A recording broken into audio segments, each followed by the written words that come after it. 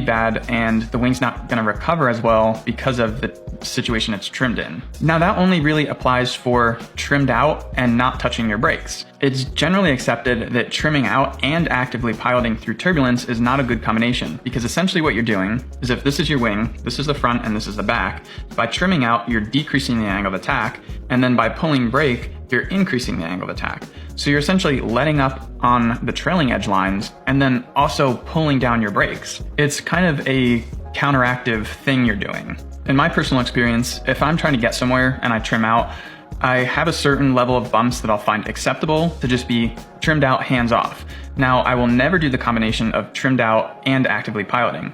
Once those bumps get too bad, and I feel like I should probably start actively piloting, I pull my trimmers in and then I start actively piloting the wing. In the trimmed in or trim neutral configuration, 1, you're not counteracting any forces, and 2, if you do experience a collapse, you're in a better trim setting for the wing to recover. So there's a lot to be learned from this video from Chris, and I really appreciate him sharing it and giving a debrief. I think this is really valuable information. All right, our final and 5th video comes from Ian Kirk, and I think this could have been a fatal accident had Ian not been such a hardcore badass and been as prepared as he was. So Ian's video will be linked down below along with all the other videos, and I really encourage you guys to watch his full video because he does a full-on debrief of exactly what happened. So Ian is out here ski launching his paramotor. It's really, really cold. There's snow, there's mountains, and there's a lake.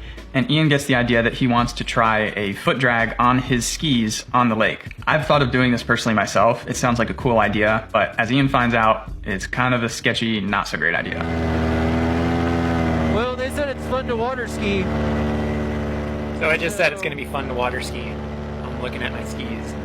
I've foot dragged this whole lake, and I'm thinking, it can't be much different than foot dragging, can it?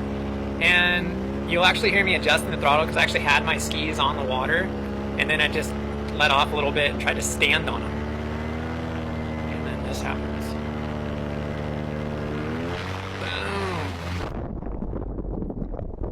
Luckily, Ian had flotation on his paramotor, which fortunately also inflated right away. Now imagine this: freezing cold water, skis on your feet, ski boots, lots of clothing, gloves. This is potentially the worst situation